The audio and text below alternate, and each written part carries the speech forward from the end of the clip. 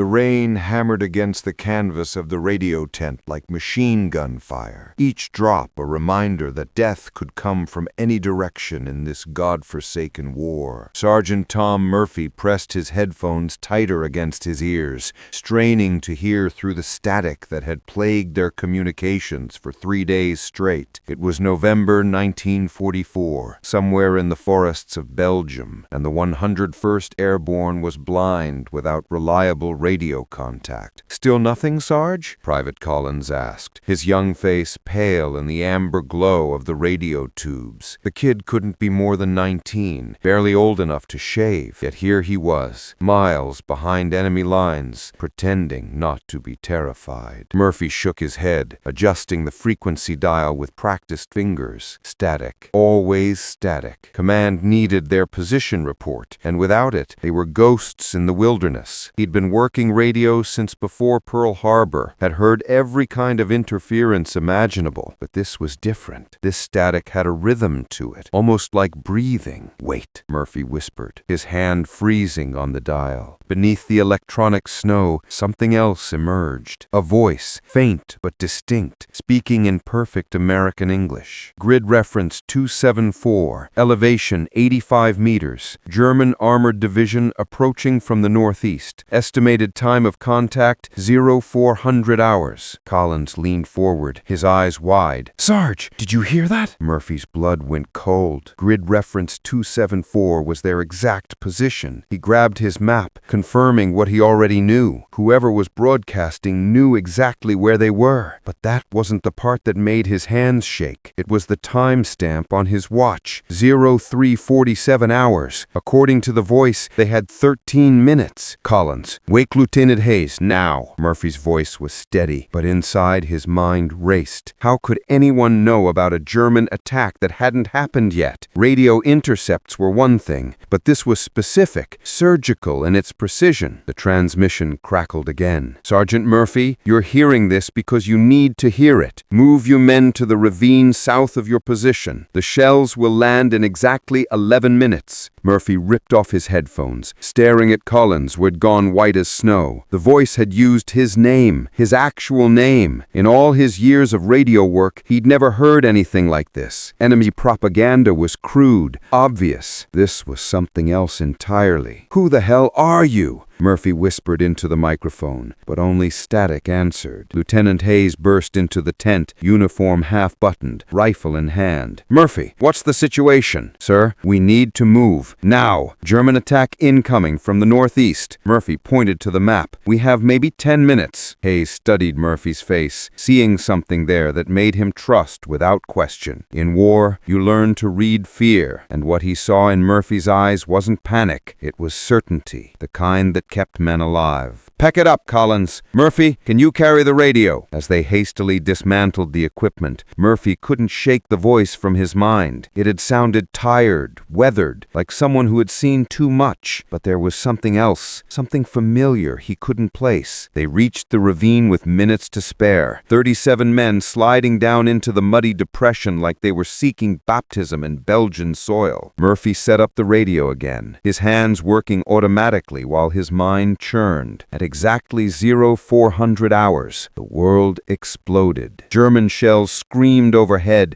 turning their former position into a crater-marked wasteland. Trees that had stood for decades became splinters. The earth itself seemed to scream. But in the ravine, Murphy and his men were safe, protected by someone who knew the future. As the barrage ended, Murphy put his headphones back on. Through the static, the voice returned. "This is only the beginning, Sergeant Murphy. Tomorrow, grid reference 312. But first, you need to understand something important." "What?" Murphy whispered into the darkness. "Time isn't a river flowing in one direction. Sometimes it's an ocean, and the waves crash backward." The transmission cut to static, leaving Murphy staring into the rain-soaked night, wondering if he was losing his mind or if the impossible had just saved 37 lives. The next morning brought no relief from the impossible. Murphy sat in the new command post, a hastily dug foxhole reinforced with fallen logs, staring at his radio like it might bite him. Lieutenant Hayes had been asking questions all night, questions Murphy couldn't answer without sounding insane. "How did you know about that attack, Sergeant?" Hayes asked again, crouching beside him in the cramped space. "Intelligence reported no German movement in this sector." Murphy adjusted the frequency dial, searching for something normal, something that made sense. "Lucky guess, sir. Sometimes the static tells you things." It was a lie, and they both knew it. Lucky guesses didn't predict artillery strikes down to the minute. But Hayes was a good officer, the kind who trusted his men's instincts, even when those instincts defied explanation. The radio crackled to life at exactly 1100 hours. "Grid reference 312. Sniper positioned in the church bell tower, approximately 400 meters due west. He has orders to eliminate officer personnel at 11:30 hours. Murphy's hands trembled as he grabbed his map.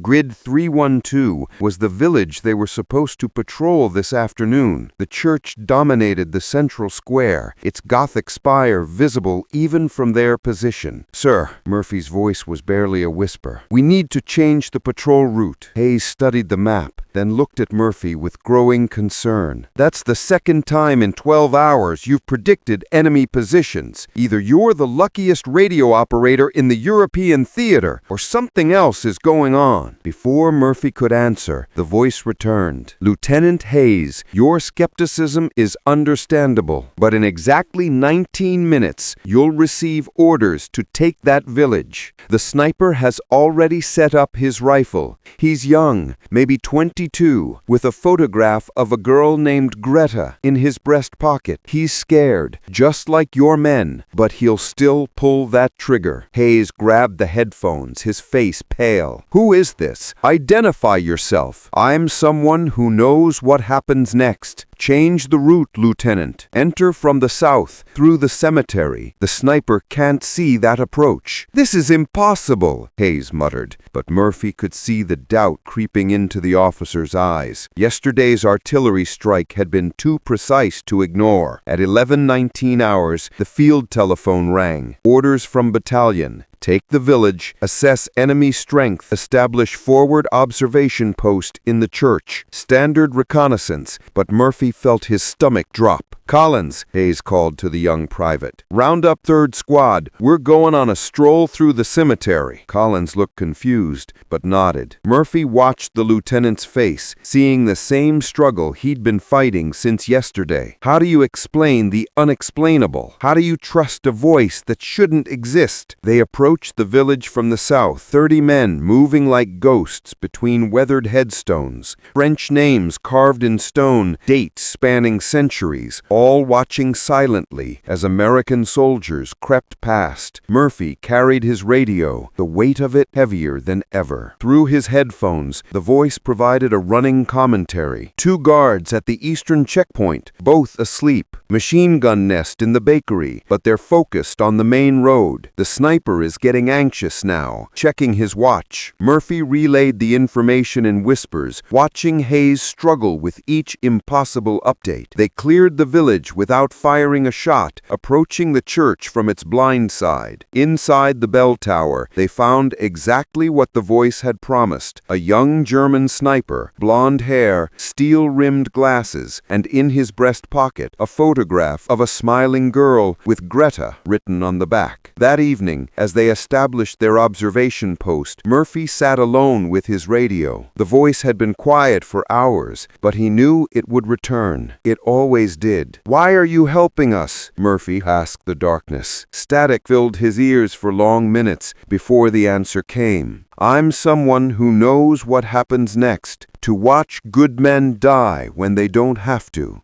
To carry the weight of knowledge that could save lives, but no one will believe." "Who are you?" Murphy pressed. "I'm you, Sergeant. Or rather, I'm what you become. The question isn't who I am. The question is whether you're strong enough to handle what comes next." The transmission ended, leaving Murphy staring at stars he'd never seen before the war. war, in a sky that seemed different now, as if time itself had shifted. In his pocket, he carried the German's photograph, evidence of another life saved by an impossible voice. But deep in his gut, Murphy knew the hardest tests were still coming. Tomorrow would bring new coordinates, new warnings, new chances to cheat death, and with each one, the weight of the impossible would grow heavier. 5 days had passed since the first transmission, and Murphy hadn't slept more than an hour at a stretch. Every time he closed his eyes, he saw coordinates, heard that weathered voice predicting death with surgical precision. 17 men were still alive because of those warnings. 17 men who should have been corpses in Belgian mud. "You look like hell, Sarge," Collins said, setting down a steaming cup of coffee that smelled more like motor oil than anything meant for human consumption. The kid had dark circles under his eyes too, but that was different. Collins was afraid of dying. Murphy was afraid of living with knowledge he couldn't explain. The radio equipment had been upgraded yesterday. Lieutenant Hayes had somehow requisitioned better gear, claiming they needed improved communications for forward reconnaissance, but Murphy knew the real reason. Hayes was as hooked as he was, desperate to understand the voice that had made their unit the luckiest in the division. Murphy adjusted the new frequency scanner, its green display painting electronic ghosts across his face. The transmissions always came on different frequencies, always at different times, but never randomly. There was a pattern, a rhythm that felt almost biological. "Sergeant Murphy," the voice emerged from the static, at 13:47 hours, exactly 7 minutes later than yesterday's contact. "Today we need to talk about Corporal Williams." Murphy's blood went cold. Williams was their demolitions expert, a quiet man from Ohio who carried pictures of his 3 children in a waterproof pouch. Good soldier, steady hands, never complained about anything. "What about Williams?" Murphy whispered into the microphone. "At 1600 hours, he'll volunteer to clear a suspected minefield near the bridge. The 3rd mine from the left side of the road is positioned differently than the others. It's a teller mine, not a shoe mine. The pressure plate is more sensitive." Murphy grabbed his notebook, scribbling down the details with hands that wouldn't stop shaking. This was the worst part, the personal warnings. Grid coordinates and enemy positions were one thing, but when the voice talked about specific men, it felt like tampering with fate itself. "How do you know this?" Murphy demanded. "Because I was there. Because I watched him step on that mine and tried to stuff his intestines back into his body while he screamed for his children. Because I've lived with that image for longer than you can imagine." The radio went silent for a full minute before the voice continued, softer now, more tired. "You want to know who I am, Sergeant? I'm the radio operator who survives. I'm the one who makes it home and spends the next 30 years wondering why I lived when better men died." Murphy felt the world shift around him. The voice wasn't just familiar anymore. It was recognizable, like hearing your own voice on a recording, distorted but undeniably yours. "That's impossible," Murphy breathed. "Is it? You've been accepting impossible things for 5 days now. Artillery strikes predicted to the minute, sniper positions, enemy movements. Why is this any different?" Collins appeared at the tent entrance, helmet in hand. "Sarge, Lieutenant wants to see you. Something about the bridge reconnaissance." Murphy waved him away, his mind racing. If the voice was telling the truth, if it was somehow him from the future, then everything changed. Every warning wasn't just about saving lives. It was about changing a timeline that had already been written in blood. "Listen carefully," the voice continued. "Williams will volunteer because that's who he is. He'll insist it's his job, his responsibility. Don't let him go alone. Send Collins with him, but tell Collins to stay 3 steps behind and watch for the irregularly spaced mines. The 3rd one clicks differently before it explodes." "Why Collins?" Murphy asked. "Because he survives. Because in the original timeline, he was sick with dysentery that day and stayed in camp. Because he's the only one fast enough to pull Williams back when he hears that click." Murphy closed his eyes, trying to process the implications. If the voice was really him, then he was talking to a version of himself that had watched his friends die, had lived with survivor's guilt for decades, and somehow found a way to reach back through time to change things. How is this possible? "I don't know the science. Maybe it's the war. Maybe it's the radio waves bouncing off the ionosphere in ways they're not supposed to. Maybe grief and regret can bend time if they're strong enough. All I know is that in my my timeline, this unit lost 23 men in the next 2 weeks, 23 good soldiers who never made it home to their families. At 15:56 hours, just as predicted, Corporal Williams volunteered to clear the suspected minefield. Murphy found himself standing at a crossroads between accepting fate and fighting it. The voice in his headphones whispered final instructions as he walked toward Williams and Collins. "Remember, Sergeant, time isn't a river, it's an ocean, and sometimes the waves crash backward to wash away the bloodstains." Murphy looked at Collins, seeing not the scared kid from 5 days ago, but the man who would save his friend's life because a voice from nowhere had known exactly when to ask for help. The impossible was becoming routine, but the weight of it was growing heavier with each passing day. The mind clicked. It was exactly the sound the voice had described. Different from the others, sharper, more metallic. Collins heard it too and lunged forward, his hands finding Williams's collar just as the teller mine's pressure plate began its deadly descent. They hit the muddy ground together, rolling sideways as the explosion turned the road behind them into a crater. Williams looked up at Collins with wide, grateful eyes,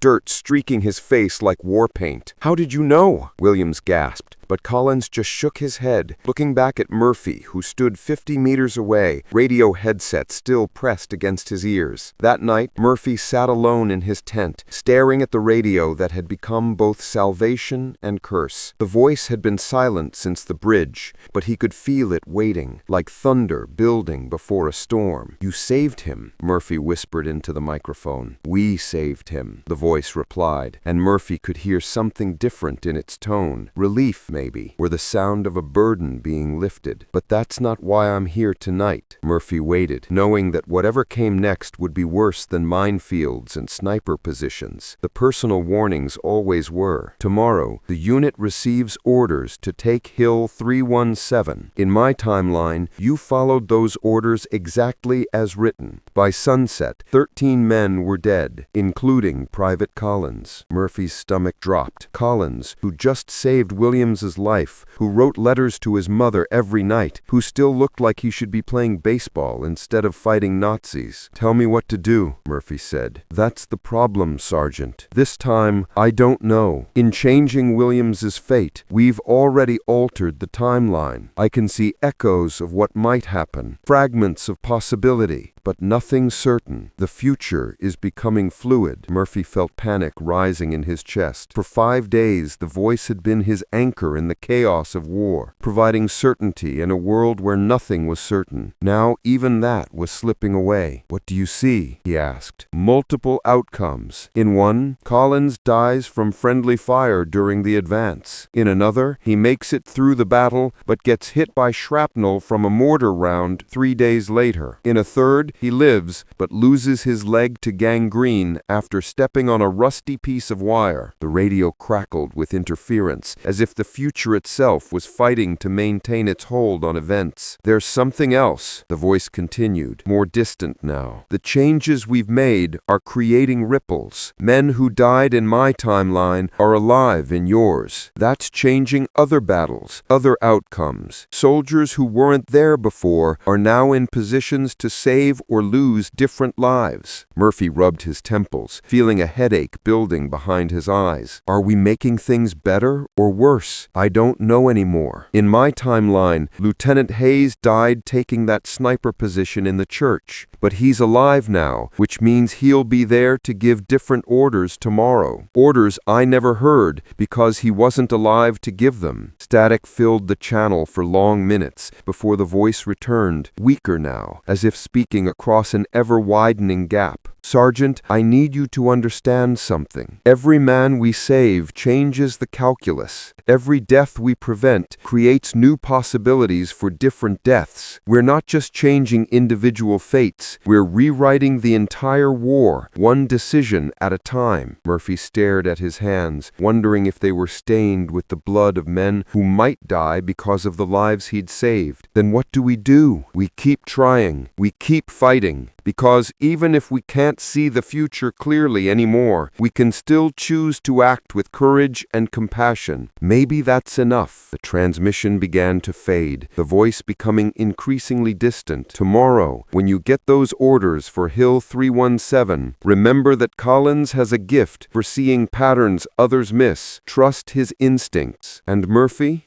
when this is over, when you make it home, don't spend 30 years wondering why you lived when others died. Spend those years making sure their sacrifices mattered. The radio went silent, leaving Murphy alone with the weight of infinite possibilities. Outside, he could hear Collins writing another letter home, his pencil scratching against paper in the candlelight. Williams was cleaning his equipment, humming softly to himself, a man who didn't know he should be dead. Tomorrow would bring Hill 317, and for the first time since this nightmare began, Murphy would have to make decisions without knowing their consequences. The voice from the future was fading, leaving him to navigate the present with nothing but his own judgment and the desperate hope that saving lives was always worth the risk. He looked at his watch. 23:47 hours. In 8 hours, they would receive orders that would determine who lived and who died, and this time, the future was entirely unwritten. Hill 317 loomed ahead like a judgment from God, its bare slopes scarred by previous battles. Murphy crouched in the pre-dawn darkness, watching his men prepare for what everyone knew would be a bloodbath. The orders had come at 0600, just as the voice had predicted, but everything else was uncertainty. Collins knelt beside him, studying the terrain through binoculars. "Something's not right about this, Sarge. Look at the tree line on the eastern slope." Murphy followed his gaze. To most eyes, it looked normal. Damaged trees, shell craters, typical battlefield debris. But Collins had developed an instinct for reading landscapes, and Murphy had learned to trust that gift. "What do you see?" Murphy asked. "The damage pattern is wrong. Those trees weren't hit by artillery. They were cut, positioned to create firing lanes. There's a machine gun nest up there. Probably 2 of them." Murphy felt his chest tighten. In all his conversations with the voice, there had never been mention of machine gun nests on Hill 317.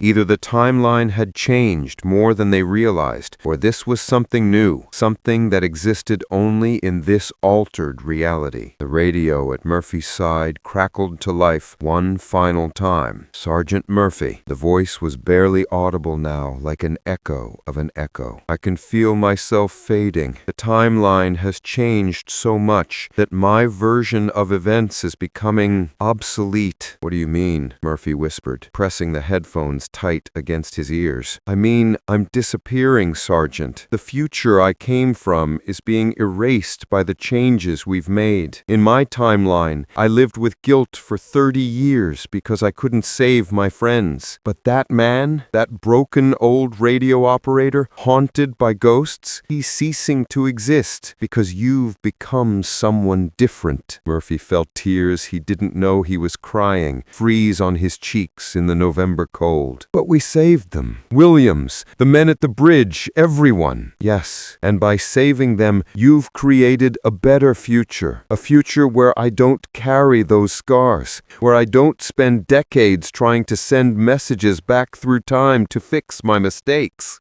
The man I was is fading because the man you're becoming is stronger." Static overwhelmed the channel for nearly a minute before the voice returned, so faint Murphy had to strain to hear it. "This is my final transmission, Sergeant. In a few minutes, I'll cease to exist, but not because I'm dying, because I was never meant to be the broken man who needed to reach back through time. You're changing that story." "Wait," Murphy said desperately. "What about the hill? What about my men?" "You don't need me anymore. You have Collins' eyes, Williams' steady hands, Hayes' leadership, and your own courage. Trust them. Trust yourself. The future isn't something that happens to you. It's something you create with every choice you make. The voice paused, and when it continued, Murphy could hear something that might have been peace. Tell Collins his instincts about the machine gun nests are correct. Tell Williams that his children will be proud of their father. Tell Hayes that the man he becomes after this war will be worth all the pain it took to forge him. And Murphy, I'm here. Tell yourself that some ghosts are meant to be laid to rest, that some timelines are meant to be broken, that sometimes the greatest victory